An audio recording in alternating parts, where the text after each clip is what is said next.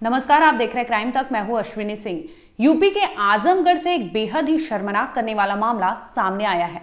दरअसल होता यूं है कि तरवा थाने क्षेत्र में एक नाबालिग लड़की पहुंचती है, जिसके बाद वो पुलिस में तहरीर देती है, अपनी शिकायत दर्ज करवाती है, जिसमें वो कहती है कि उसके साथ कुछ ऐसा हुआ है पिछले 2 सालों में जिससे वो हैरान परेशान हो गई है।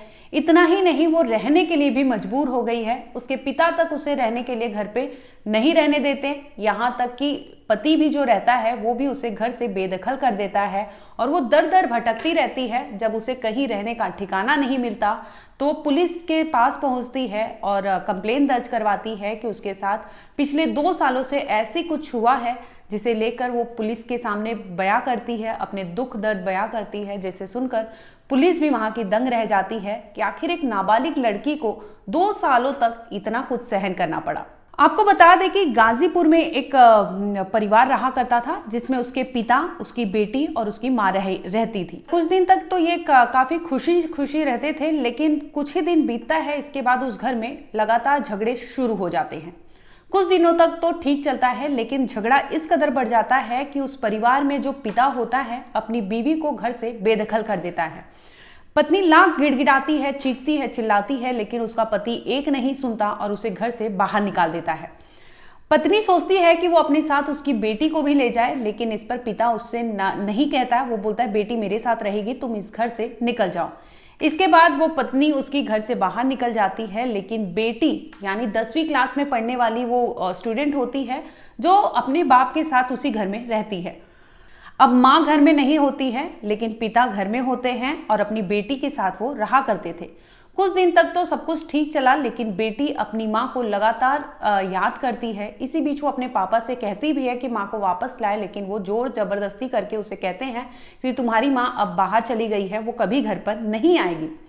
इसी बीच पिता अपनी बेटी के साथ कुछ ऐसा करता जिसे सुनकर आपके भी रोंगटे खड़े हो जाएंगे। दरअसल रिश्तों की मर्यादा होती है, लेकिन ये बाप होता है कि अपनी मर्यादा, अपनी सीमा को लांघता है और उस बेटी के साथ ऐसी हैवानियत करता है जिसे बताने में हमें भी शर्म आ रही है। दरअसल मां के जाने के बाद से ही पिता लगातार बेटी के साथ कुछ गलत करता था। शुरुआत में तो बेटी को कुछ नहीं पता चलता, क्योंकि वो कुछ गोलियां देता था जिसकी वजह से वो सुस्त हो जाती थी और उसे कुछ भी ऐसे एहसास नहीं होता था। लेकिन देरी से ही सही लड़की को एहसास होता है कि उसके साथ कुछ गलत होता है, जिसके बाद वो आवाज उठाती है, अपने पिता को कहती है कि आप मेरे साथ गलत कर रहे हो, ये नहीं होना चाहिए। इस पर पिता उसे डांटते हैं, फटकारते हैं और चुप करा देते हैं। लेकिन लड़की चुप नहीं होती, वो गांव में शोर मचाने लगती है, हल्ला मचा देती है कि उसके पिता उसके साथ दरिंदगी करते हैं, हैवानियत करते हैं बंद कमरे में। जिसके बाद गांव वाले उसके पिता को जमकर मारते हैं और समझाते हैं कि ये गलत है, ये तरीका गलत है। जिसके बाद थक हार कर आखिरकार पिता रुक तो जाता है, लेकिन इसके बाद भी उसकी नीयत नहीं बदलती। अब पिता को बेटी के साथ दरिंदगी करने के लिए नहीं मिल रहा था। इसके बाद उसकी दिमाग की सुई घूमती है।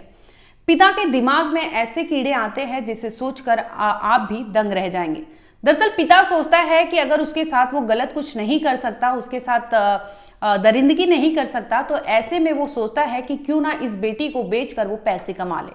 जिसके बाद वो गांव वालों को कहता है कि दिसंबर साल 2022 में उसकी बेटी की शादी है। शादी वो गाजीपुर के लड़के से करने वाला रहता है। हालांकि शादी गाजीपुर के लड़के से ही होती है, जिसके बाद अपनी बेटी को विदा कर देता है। लेकिन यहाँ गौर फरमाने वाली बात ये होती है कि वो पिता बेटी को शादी के लिए विदा नहीं किया होता है, बल्कि वो अपनी बेटी का सौदा किया होता है। वो पैसे लेकर अपनी बेटी को उस लड़के के साथ भेज देता है। बेटी साल 2022 में अपने ससुराल पहुंचती है तो उसे पता चलता है कि उसके पिता ने उसे 2.5 लाख रुपए में उसके पति के हाथ उसे बेच दिया है। शुरुआत में तो पति के साथ थोड़ी बहुत अनबन होती है, लेकिन समय जैसे ही बीतते जाता है तो पति की हैवानियत बढ़ते जाती है और वो भी उसके साथ देह व्यापार करने के लिए मजबूर कर देता है। यानी पति उसी कमरे में और लोगों को बुलवाता था और अपनी पत्नी के साथ देह व्यापार करता था। इसी बीच पत्नी उसकी गर्भवती हो जाती है, प्रेग्नेंट हो जाती है। जिसके बाद वो अपने हस्बैंड से ये सारी बातें साझा करती है, बताती है कि वो अभी प्रेग्नेंट है। इस पर उसका पति बौखला जाता है, बोलता है मुझे कोई प्रेगनेंसी अभी तुम्हारी मुझे जरूरत नहीं है, प्रेग्नेंट होने की कोई जरूरत नहीं है, तुम गर्भ निरोधक गोली खा लो। और वो उसे बेहोश करके उसे गर्भ निरोधक गोली भी खिला देता है, जिसके बाद वो लड़की खा लेती है, लेकिन फिर भी उसकी प्रेगनेंसी रह जाती है, रुक जाती है, जिसके बाद वो कहती है कि मुझे प्रेगनेंसी नहीं गिरानी है। जब पति को पता चलता है कि महिला गर्भवती है और उसका गर्भ नहीं गिरा है, तो वो ऐसे में सोचता है कि पत्नी को घर से बाहर निकाल दिया जाए। ऐसे में वो अपनी पत्नी को वहां से लेके जाता है उसके पिता के घर पर। पिता से कहता है कि मेरे 2.5 लाख रुपए दो, तुम्हारी बेटी जो है वो प्रेग्नेंट है, अब मुझे इसके साथ नहीं रहना, इसके साथ कोई भी व्यापार नहीं हो सकता, ऐसे में तुम मेरे पैसे वापस दो और अपनी बेटी को अपने घर रखो। लेकिन पिता कहाँ मानने वाला था। पिता ने कहा कि मैं मेरी बेटी को नहीं रखूंगा, इनकार कर देता है, जिसके बाद वो बेटी सड़क पर आ जाती है। यानी कि पिता ने इनकार कर दिया अपने घर रखने के लिए। वहीं दूसरी ओर प्रेग्नेंट बीवी को उसका पति उसके घर से निकाल देता है। अब रहने के लिए ये लड़की मजबूर हो जाती है, जो जगह जगह भटकती है कि आखिरकार उसे कोई मकान मिले, आखिरकार उसके सिर पर भी छत हो जिसमें वो रह सके। थक हार कर लड़की को कुछ नहीं मिलता, जिसके बाद वो फौरन पुलिस के पास पहुंच जाती है। अब इस मामले पर आपको सुनाते हैं आखिर पीड़िता ने क्या सुनाया है, आप भी सुने उसकी आप बीती। जी, मैं ग्राम बांसगांव चौरा थाना जिला आजमगढ़ की प्रार्थनी हूँ। मेरे पिता मेरे माँ से झगड़ा कर उनको घर से निकाल दिए। कई सालों तक मुकदमा चलता रहा, फिर कुछ दिनों तक ही नहीं। माँ मायके रहने लगी। प्राथमिक की जन्मतिथि हमारी जन्मतिथि 5 तारीख 3 का महीना 2006 की है। हमारे पिता श्री रामचंद्र पुत्र मंगला प्रसाद यादव प्रार्थनी को अपने साथ ज़बरदस्ती रख लिए। हमारे पिता हमको अपने साथ ज़बरदस्ती रख लिए। माँ से विवाद करके अपनी सारी ज़मीन जायदाद बुआ लोग के नाम कर दिए। जब मैं 10वीं कक्षा में पढ़ रही थी तब मेरे पिता मुझे दवा पिलाते रहे और गुमसुम हो जाने के कारण और मेरे साथ बलात्कार करते रहे। दवा के प्रभाव से मैं सुस्त होने के कारण मैं विरोध नहीं कर पाती थी।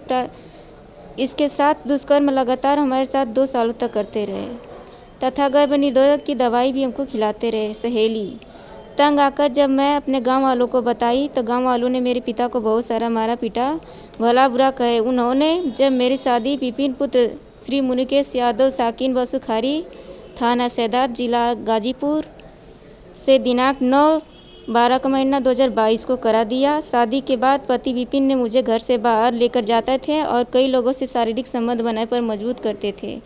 मेरे मना करने पर भी कहते थे कि केवल दिखावा है, मैंने तुझसे शादी नहीं की है, मैंने तुझे धंधे के रूप में दहेज व्यापार कराने के लिए मैं तुम्हारे पिता से 2.5 लाख रुपए देकर खरीदा हूँ, इसलिए मैं कहता हूँ मैं जो कहता हूँ वो करो। जब मैं गर्भवती हो गई तो मेरे साथ ज़बरदस्ती दवा खिलाकर मुझे तबीयत खराब होने पर मैं अस्पताल गई। जब मैं अस्पताल गई तो मुझे नर्स ने बताया कि बेटा तुम्हें गर्भपात करने की दवा दी गई, इसलिए तुम्हारे शरीर से ब्लीडिंग हो रही है। गर्भपात मैं नहीं कराना चाहती थी। विपिन ने मेरे पिता को फ़ोन करके कहा तुम्हारी बेटी तो गर्भवती हो गई है पर गर्भपात नहीं कराना चाहती, मेरा पैसा वापस दे दो। अब कौन ग्राहक इसके साथ शारीरिक संबंध बनाएगा और कौन इसके साथ इसको पैसा मुझे नहीं मिलेगा, इसलिए तुम अपनी बेटी को ले जाओ। पिता ने कहा मुझसे इसे कुछ लेना देना नहीं है, चाहे जो करो, मारो पीटो, मार के फेंक दो, मुझसे इसे मतलब नहीं है। विपिन ने मुझे लेकर आकर रायपुर बाजार गाड़ी में उतारकर चला गया। किसी तरह मैं अपने पिता के घर गई, लेकिन पिता ने भी हमारे साथ घर से भगा दिया। अब मैं बेसहारा हूँ। श्रीमान, मैं आपको सूचना देने आई हूँ, अतः श्रीमान से प्रार्थना करती हूँ कि मेरी रिपोर्ट दर्ज करें। अवश्य कार्रवाई करने के लिए थाना अध्यक्ष तरमा जिला आजमगढ़ को आदेशित करने की करें, जिससे मुझे नाबालिग को न्याय मिले सके तथा प्राथमिक को संरक्षण प्रदान करने की कृपा करें। हमारे पेट में 6 महीने का बच्चा है। हमें मेडिकल दवाइयाँ खिलाई जाती थी जिसकी वजह से हम अपना होश खो बैठते थे।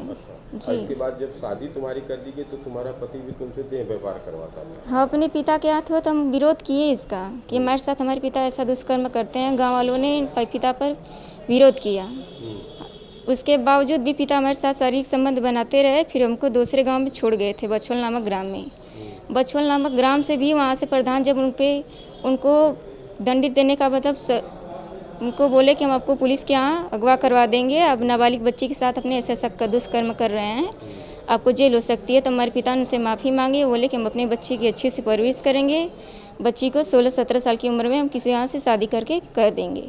उसके बाद भी पिता नहीं माने, वही हमारे साथ शारीरिक संबंध बनाए। उसके बाद अपने मिले जुले लोग से हमें व्यापार कर दिया। विपिन यादव के यहाँ हमारा व्यापार कर दिया गया। मतलब विपिन यादव कौन? हमारे पति। वो हमारे पति नहीं है, केवल समाज को दिखाने के लिए हम उनको हमारा पति गया, लेकिन वो एक व्यापारी हैं। ये नाबालिग ये बलात्कार की पीड़िता अपने को बता रही है, उम्र 17.5 साल बता रही है अपना। उसके द्वारा यहाँ जिला विधिक सेवा प्राधिकरण आजमगढ़ में इस आशय का प्रार्थना पत्र प्रस्तुत किया गया कि उसका FIR पंजीकृत नहीं हो रहा है। और उसके पीड़िता द्वारा ये बताया गया है कि उसके पिता द्वारा विगत 2 वर्षों से उसके साथ अवैध शारीरिक संबंध बनाया जाता रहा। गांव वालों के विरोध पर पिता ने पीड़िता का विवाह गाजीपुर ज़िले में एक व्यक्ति के साथ कर दिया। जिस व्यक्ति के साथ विवाह हुआ उसने उसके साथ देह व्यापार कराना शुरू कर दिया और ये बताने लगा कि तुम्हारे पिता ने मुझको 2.5 लाख रुपए में बेच दिया है और पैसा मुझको निकालना है। और इस तरह से उसको उस पर दबाव बनाता रहा। पीड़िता द्वारा ये बताया जा रहा है कि वो 6 महीने की गर्भवती है और जिला विधिक सेवा प्राधिकरण द्वारा पुलिस अधीक्षक आजमगढ़ को आवश्यक कानूनी कार्यवाही करने हेतु प्रार्थना पत्र प्रेषित कर दिया गया है। फिलहाल पुलिस ने इस मामले में आरोपी पति और आरोपी पिता दोनों को गिरफ्तार कर लिया है। इस मामले को लेकर पुलिस तहकीकात कर रही है, जांच पड़ताल कर रही है। आखिर पीड़िता ने क्या कुछ कहा है, उसकी सच्चाई बातों में कितनी है, इसका भी पता पुलिस लगाने में जुटी हुई है। फिलहाल इस मामले में इतना ही। आप देखते रहिए क्राइम तक।